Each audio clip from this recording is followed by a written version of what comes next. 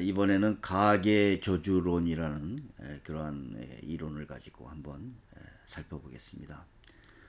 최근에 이 가계저주론이라고 하는 그러한 이론이 많은 교회와 단체에서 이것을 사용하고 있습니다. 그래서 사실 이 가계저주론은 기독교의 그러한 정통 신학적인 그러한 개념이 아닙니다. 그래서 너무나 많은 이러한 이 장소에서 이러한 가계저주론을 자꾸 주장을 하고 가르치기 때문에 너무 문제가 많이 되고 있습니다. 여기에 대해서 한번 살펴보겠습니다. 자, 이 가계저주론이라는 것은 원래 이 외국에 있는 사람이 이제 발표한 내용입니다. 그래서 이제 이거를 이윤호라고 하는 사람이 우리나라에 소개를 하면서 책을 번역을 했습니다.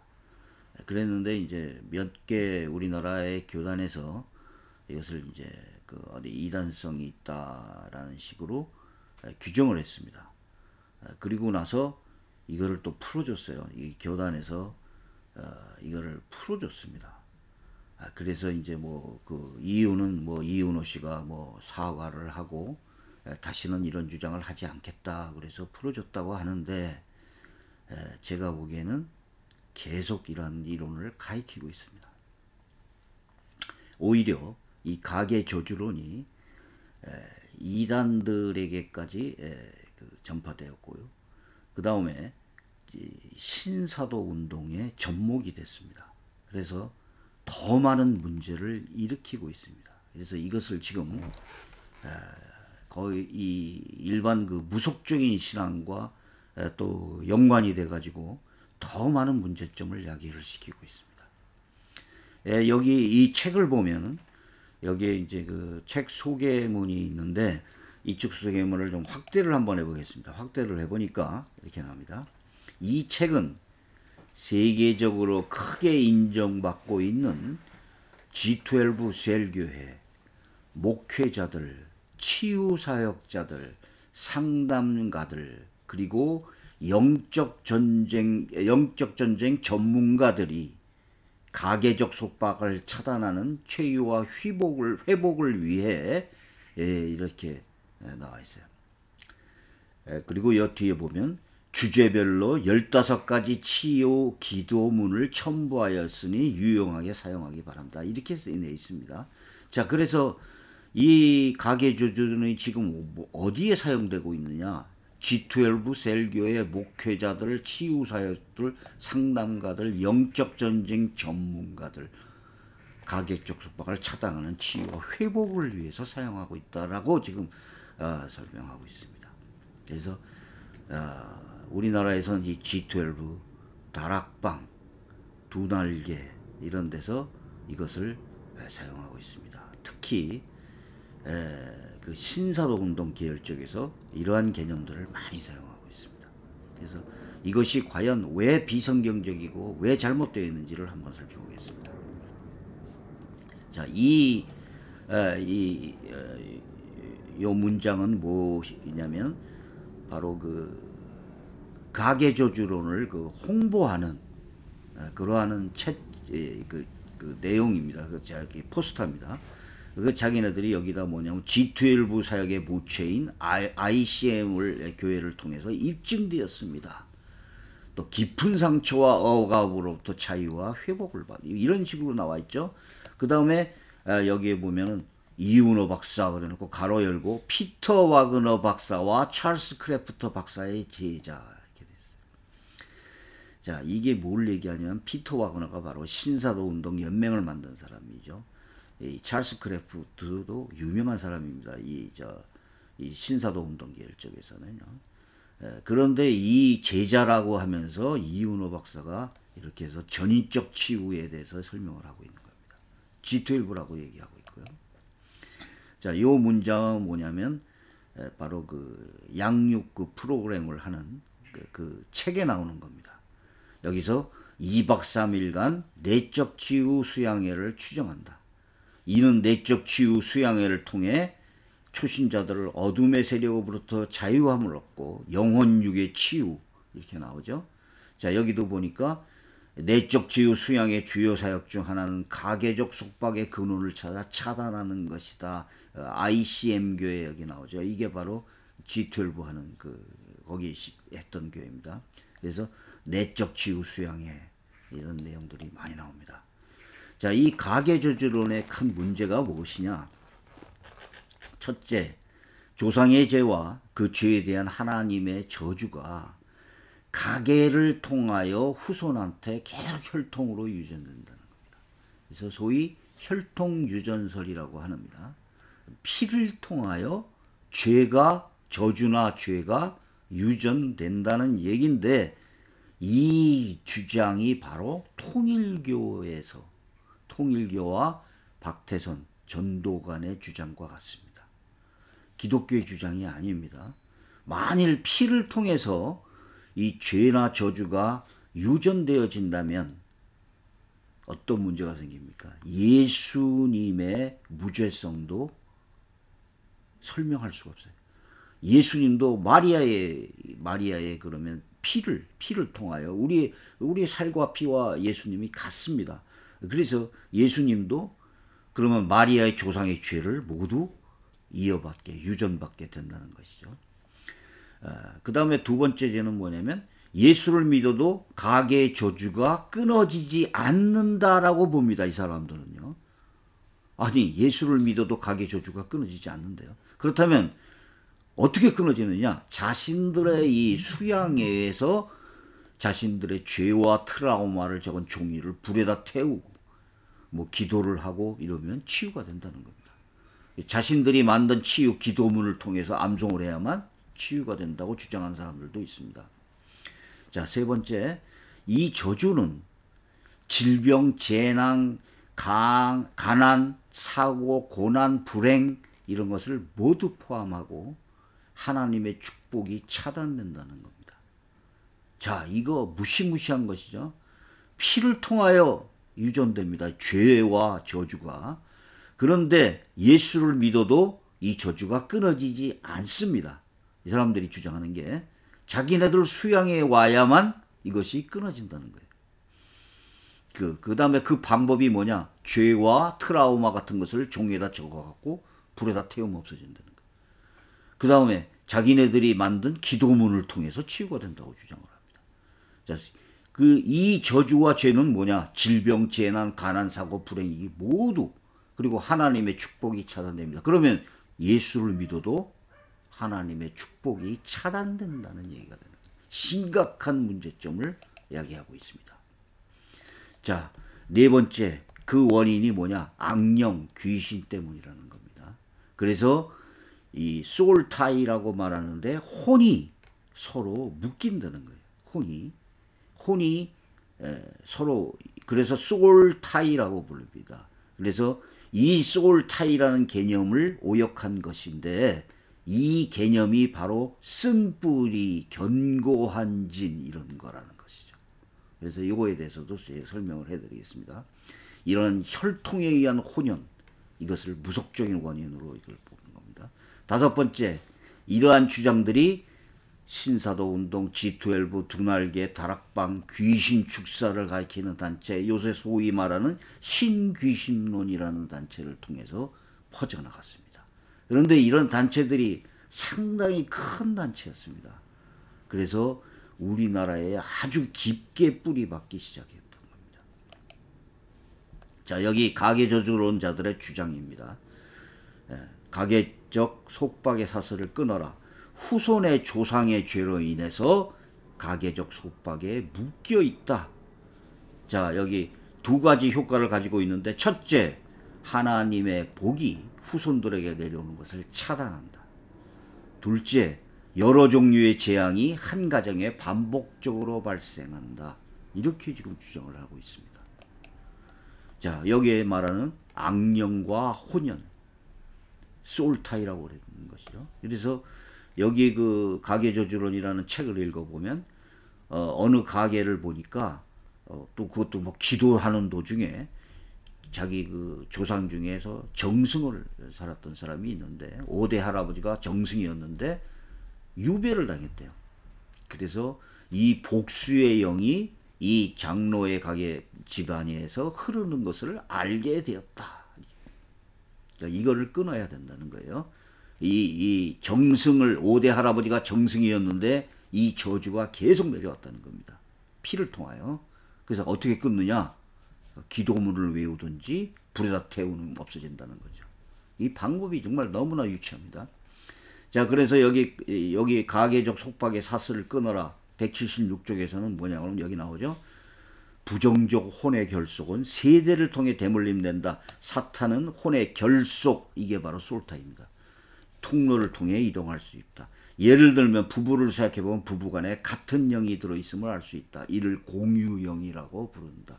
자, 이 부부에게는 그 남자 쪽이나 여자 쪽의 그 조상에 있는 그 솔타이, 악령과의 혼연, 이것이 똑같이 들어있다는 겁니다. 그래서 우리는 혼의 결속을 통해서 왜 우리의 직계 조상이 후손에게 영향을 미치는가 이해할 수 있다. 완전한 그 무속적인 방법으로 사용하고 있는 겁니다.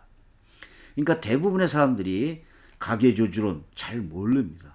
이거 아는 사람들은 거의 없어요. 몇 분밖에 없습니다. 그러니까 무엇인지도 몰라요. 근데 이 가계조주론은 심각한 겁니다. 자, 여기에 나오시죠. 그래서 제가 이 책에 나온 것을 다 한 겁니다. 부모의 죄를 통해서 신생아에게도 이 죄가 침입한다는 거예요. 대부분 축기 사역자들은 악한 영들이 조상으로부터 후손에게 전래했다고 주장한다.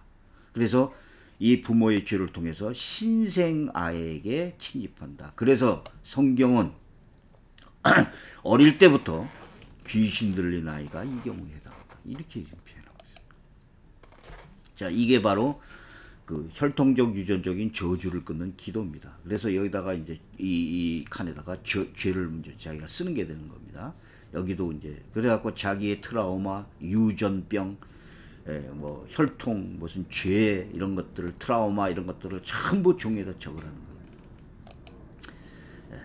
자, 이 아까 제가 말씀드렸던 이 혈통 유전, 죄가 피를 통하여 전해진다라는 것이 바로 통일교, 우리나라 양대 이단이었던 통일교와 전도간의 주장이었습니다. 자, 여기 박재선 씨가 설교한 것 중에 있어요. 조상 만대의 죄가 혈통으로 흘러내려왔는데 원죄가 오늘 우리에게 어떻게 온 것을 알겠어요? 핏줄기로 왔지요. 그러니까 네, 그럽니다. 그런 거로 혈통 내력을 찾죠.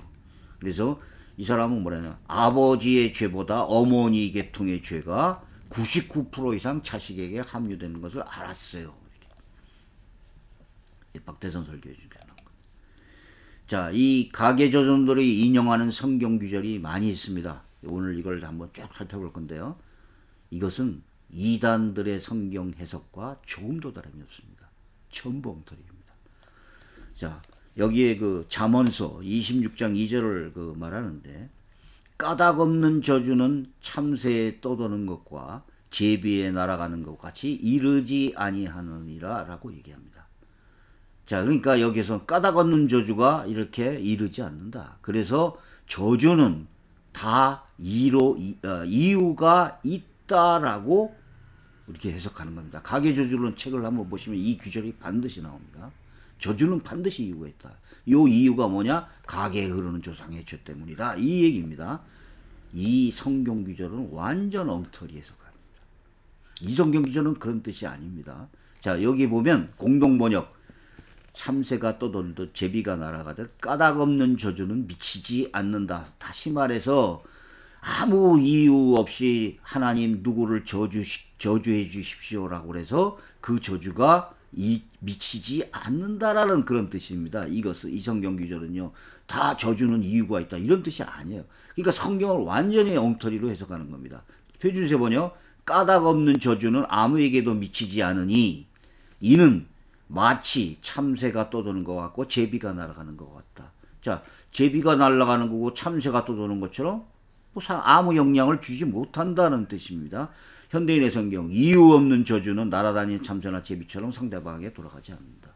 자, 그러니까 아무 이유 없는 저주를 하지 말라라는 성경 규절입니다. 이걸 가지고 무슨 이 저주는 반드시 이유가 있다라고 이렇게 이상한 해석을 하는 것이죠. 자, 이렇게 그 잠언 26장 2절처럼 뭐 가계 저주론을 뭐 이렇게 주장한다. 이런 성경 규절은 전혀 아닙니다. 그러니까 오히려 반대입니다. 그러니까 이런 가계 저주론 주장자들과 같이 정당한 이유 없는 조상의 죄에 대한 가계 저주는 다른 사람한테 미치지 않습니다. 그러니까 오히려 성경 규절로 보면 이 사람들 의견이 반대가 되는 것이죠. 그 다음에 이 사람들이 인용하는 성경 규절을 보면 에스겔 18절이 나옵니다. 아비가 신포도를 먹었으므로 아들들의 이가 시다. 자, 이거 봐라. 아비가 신포도를 먹으면 아들들의 이도 신다. 자, 이게 죄가 유전된 것이 아니냐. 이렇게 얘기를 하는 거예요. 그런데 이것도 성경 규절을 부분적으로만 이용한 잘못된 것입니다. 가계존들이 이용하는 성경 규절은 이스라엘 속담이고요. 왜 그러냐? 18장 2절에서 4절에는 이렇게 나옵니다. 너희가 이스라엘 땅에 대한 속담에 이르기를 아비가 신포도를 먹었으므로 아들의 씨가 하다면 어찌 미뇨?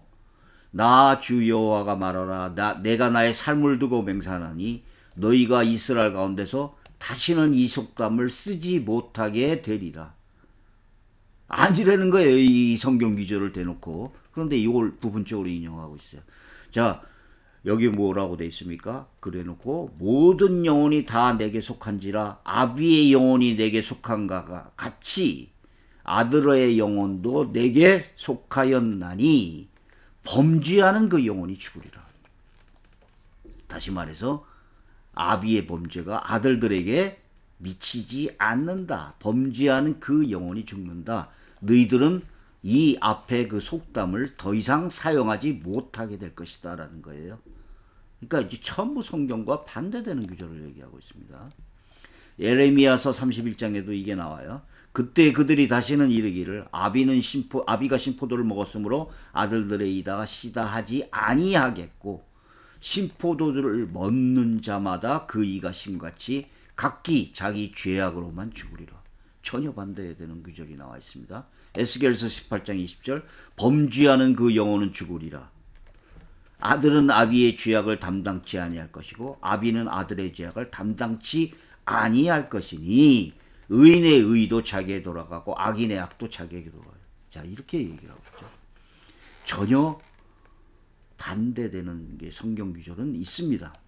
자, 그런데 요분들이 요거를 얘기합니다. 10계명 중에서 출애굽기 20장에 5장에서 6절 그것들에게 절하지 말며 그것들에게 섬기지 말라. 나 여호와 너희 하나님은 질투하는 하나님인즉 나를 미워하는 자의 죄를 갚되 아비로부터 아들에게로 3, 4대까지 이르게 하거니와 나를 사랑하고 내 계명을 지키는 자에게는 1000대까지 은혜를 베푸느니라. 자, 요 성경 규절을 대면서 뭐라고 그러냐면 자 봐라.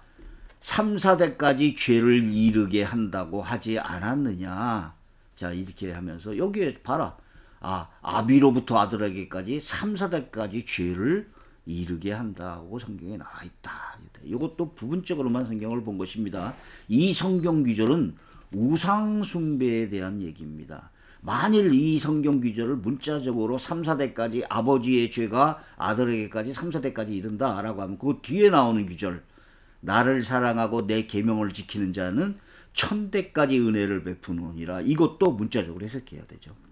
다시 말해서 그러면 예수를 믿고 예수를 순종하고 따랐던 신실한 신자들은 1000대까지 구원을 받느냐 손자들이 이거는 복음이 아니죠. 이런 방법이 어디 있느냐 말이에요. 그러면은 왜 여기 3, 4대까지 죄를 갚겠느냐라고 죄를 갚는다고 나와 있고 1000대까지 은혜를 베푼다고 나와 있냐? 우상 숭배를 강조하는 하나님의 말씀입니다. 우상 숭배를 하지 말라는 거예요. 그래서 그것들한테 절하지 말고 섬기지 말라. 하나님은 질투하는 하나님이다. 그러면서 죄를 우상 숭배를 하는 사람은 3, 4대까지 내가 이 죄를 묻겠지만 나를 사랑하고 계명을 지키는 1000대까지 은혜를 베푼다. 이것은 하나의 과장적인 어떤 강조요법이죠. 그러니까 우상숭배하지 말라는 그런 얘기입니다. 우상숭배에 대한 그 얘기입니다. 자, 만일 우리가 한번 보십시오. 이게 이 죄를 3, 4대까지 이르게 한다. 이거를 과연 그러면 10계명의 우상숭배와 하나님의 형상을 만드는 문제입니다. 이거 절대로 하지 말라는 얘기죠. 그리고 자, 이 1000대까지 은혜를 베푼다는 것은 바로 하나님을 믿으라라고 하는 그것을 이제 우상숭배를 하지 말고 하나님을 믿어야 된다. 자, 이것을 얘기하는 것이죠. 실제로 한번 성경을 보겠습니다. 열왕기하를 보면 히스기야가 나오죠. 히스기야는 15년, 하나님이 15년을 수명을 연장시켜 줬습니다. 여호와에게 순종한 선왕이었죠. 자, 그러면 1000대까지 구원을 받았느냐? 그 일대의 아들 므낫세는 우상을 숭배한 사악한 왕이었습니다. 바로 일대. 자, 2대 후손인 므낫세의 아들 아몬도 악을 행하였어. 3대인 아들 요시야는 여호와께 순종한 왕이었습니다. 그러면 도대체 이게 3, 4대와 1000대를 문자적으로 적용할 수 있습니까?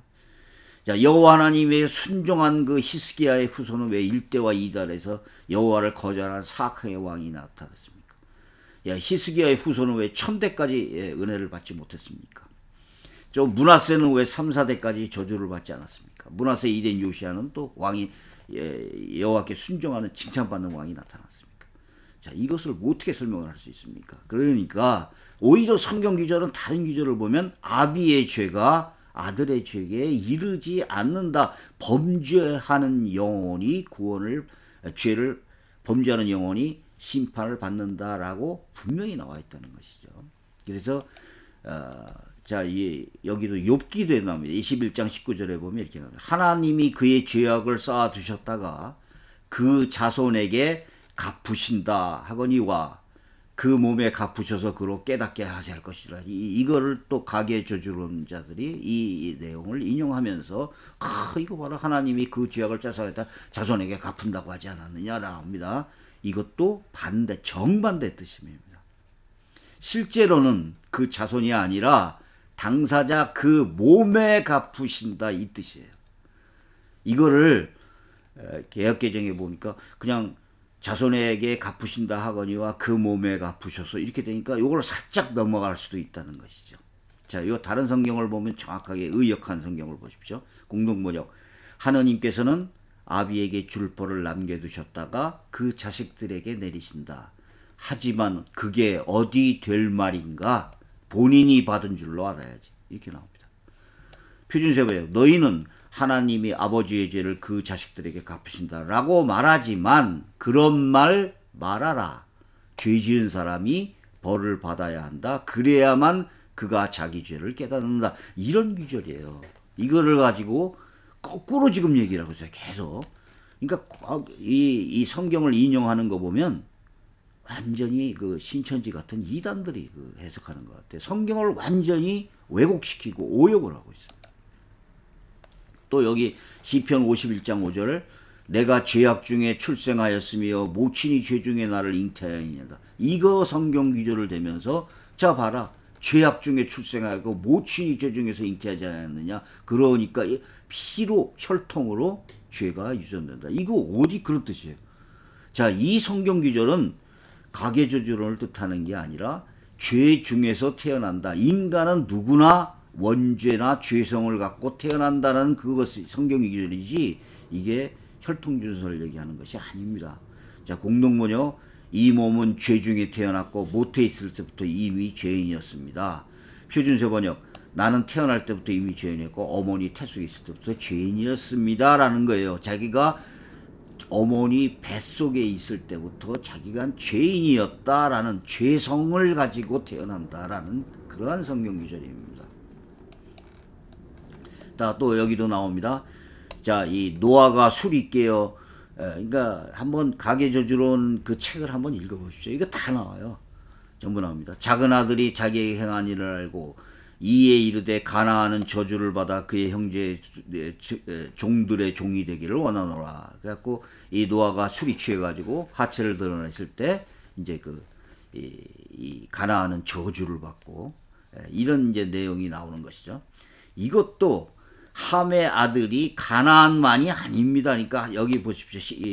창세기 10장 6절 보면 함의 아들은 구스와 미슬람과 붓과 가나안이었었어요. 그러니까 여기에서 이 혈통 유전서를 얘기한다면 다 저주를 받아야지 왜 가나안만 또 저주를 받습니까? 이것은 물론 노아의 예언적인 저주는 성취되었지만 그 원인은 노아 자신에게 있었던 것입니다. 술에 취한. 그리고 이것을 비난한 함에게도 있었지만 가나안만을 얘기하는 것은 아니에요. 그러니까 자 이것도 그러니까 이 사람들은 이 혈통 유전설, 가계 유전설, 저주론 이런 것들을 가계 저주론 이런 것을 주장해 놓고 성경적인 근거를 찾기 위해서 여기저기 갖다 짜다 맞추는데 그런 성경 구절이 아닌 것이죠. 자, 그러니까 한심합니다, 정말. 자, 그러면 과연 조상의 죄가 피를 통하여 유전되어질까? 자, 이거를 만일 그렇다 그러면 이제 아주 원죄에 대한 죄는 쉽겠죠. 그러나 참 인성을 가진 마리아의 피와 살을 이어받았던 참 예수님은 마리아 조상의 죄인에서 벗어날 수가 없습니다. 만일 이렇게 된다면 우리 기독교의 구원적인 구속사적인 개념이 아주 완전히 다 틀려버립니다. 그럼 로마서 5장은 무엇이라고 얘기하고 있습니까? 로마서 5장은 이걸로서 우리가 언약적 대표설이라고 얘기하는데 이는 그리스도 예수 안에 있는 생명의 성령의 법이 죄와 사망의 법에서 너를 해방하였음이라 라고 했습니다. 죄가 유전된다면 의도 유전돼야 된다는 것이죠. 그러니까 조상의 믿음으로 후손이 구원을 받을 수 있다는 것은 비성경입니다. 그래서 다시 말해서 그러면 의도 유전돼야 되죠. 자, 로마서 5장이 말하고 있는 것, 한 사람으로부터 죄가 들어왔는데 우리가 모두 죄인이 됐습니다. 그럼 예수 그리스도는 한 사람으로부터 의가 되어가고 의가 유전됩니다. 이가 이런 식으로 전가가 되었다고 얘기하죠. 그래서 이것을 우리가 언약적 대표설이라고 얘기합니다. 그래서 이것은 피를 통하여 조상의 죄가 유전되었다라고 말하면 안 됩니다. 자, 언약적 대표설 로마서 5장 17절 한 사람의 범죄로 말미암아 사망이 한 사람을 통하여 왕노릇을 하였은즉 더욱 은혜와 의의 선물을 넘치게 받는 자들은 한 번 예수 그리스도의 생명 안에서 왕노릇하리라. 그런즉 한 범죄로 많은 사람이 정죄에 이른 것 같이 한 의로운 행위로 말미암아 많은 사람이 의롭다 하심을 받아 생명을 얻으리라. 그래서 이것은 우리가 언약적 대표설이라고 얘기합니다. 그러니까 아담이 온 인류를 대표해서 죄를 졌기 때문에 그것이 우리의 죄값이 된 것이고 예수 그리스도 한 사람의 의로 인하여 우리가 생명을 얻게 되었다는 것입니다. 이것이 언약적 대표설이라고 하는 것입니다. 여기 신명기도 나오죠. 24장 아비는 그 자식들로 인하여 죽임을 당치 않을 것이요 자식들은 아비를 인하여 죽임을 당치 않을 것이라. 각 사람은 자기 죄의 죽음을 당할 것이라. 신명기 24장 16절. 역대하 25장 4절에도 나옵니다. 여기 뭐냐면 아비로 인하여 자기 자녀를 죽이지 말 것이라. 오직 각 사람은 자기 죄로 인하여 죽을 것이니라 하셨더라. 오히려 가계 저주론과 반대되는 성경 구절이 많습니다. 자, 에스겔서 28장 19절에도 여기 나옵니다. 아들은 아비의 죄악을 담당치 아니할 것이요 아비는 아들의 죄악을 담당치 아니하리니 의인의 의도 자기에게 돌아가고 악인의 악도 자기에게 돌아가리라. 이렇게 얘기해요. 자, 아들과는 상관이 없어요. 아들의 아비하고는. 자, 예수님도 신약에도 나옵니다. 길 가실 때 날 때부터 소경된 사람을 봤습니다. 근데 유대인들은 이런 사고방식을 갖고 있었습니다. 그래서 그 제자들이 이렇게 봅니다. 랍비여, 이세 사람이 소경으로 난 것이 네 죄로 인함입니까? 자기입니까? 부모입니까? 라고 물어봅니다. 근데 예수님이 뭐라고 하냐면 이 사람이나 부모가 죄를 범한 것이 아니라 그에게서 하나님의 하시는 일을 나타내고자 하심이라. 이렇게 놓고서 이제 눈을 뜨게 하시죠.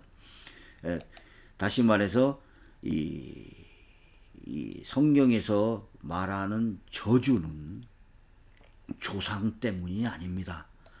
자, 고린도전서 16장 20절에 정확하게 나옵니다. 만일 누구든지 주를 사랑하지 아니하거든 저주를 받을지어다.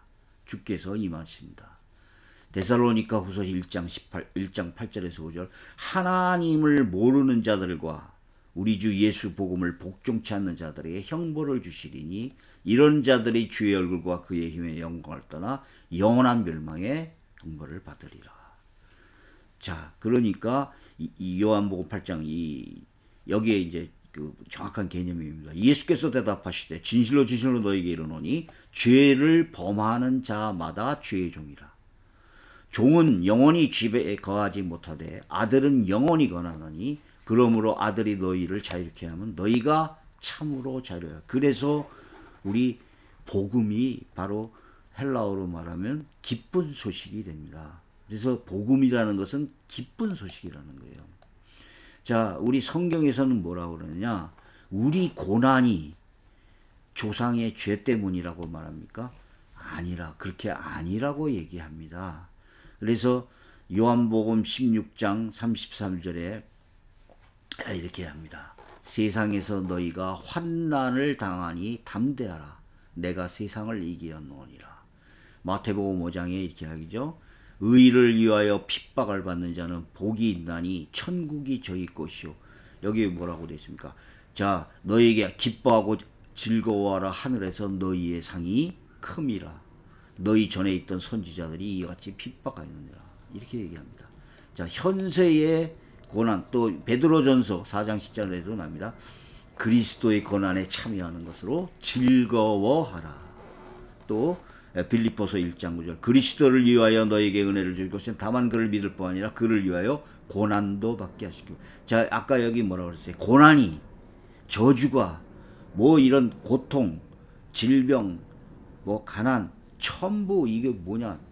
이 악령 때문이다. 그래갖고 이 조상의 저주가 묶여서 이런 것이 내려온 것이다. 피를 통해 내려온 것이다라고 그러죠. 그런데 여기서 뭐라고 그럽니까? 고난에 참여하는 것을 즐거워하라고 얘기를 하고 있습니다. 마지막으로 이 구절만을 하겠습니다. 로마서 8장. 자녀이면 또한 후사, 또 하나님의 후사여 그리스도와 함께한 후사니 우리가 그와 함께 영광을 받기 위하여 고난도 함께 받아야 할 것이니라. 생각컨대 현재의 고난은 장차 우리에게 나타날 영광과 좋게 비교할 수 없습니다. 가계저주로는 성경과 같은 내용이 아닙니다. 그리고 우리나라의 이런 무속적인 신앙과 그 이단들의 그 이상한 이론을 여기다가 접목시킨 거고, 이것이 신사동 운동과 접목이 되면서 이 우리나라의 기독교 신앙에 아주 그 빨간불이 들어올 그런 얘기했습니다. 만일 자기가 어떤 불행을 당하거나 재난을 당하거나 재앙과 고난, 가난 이런 것이 모두 다 이 고통들이 다 조상 죄와 묶여 있다. 악령과 혼이 묶여 있다.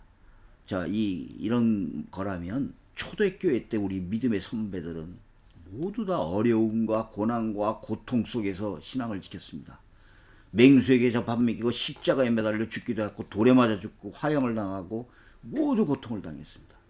과연 이 초대교회 이 사도들과 이 성도들이 모두 조상 때문입니까? 영원히 악령과 묶여서 저주가 피를 타고 흘렀기 때문입니까? 자, 이것은 완전히 기독교 신앙을 다 뒤집어 버리는 이러한 단체들이 지금 오늘날 성경을 양육시키고 한다는 이러한 그 단체들이 이런 걸 가르치고 있어요. 자, 여기까지 하겠습니다.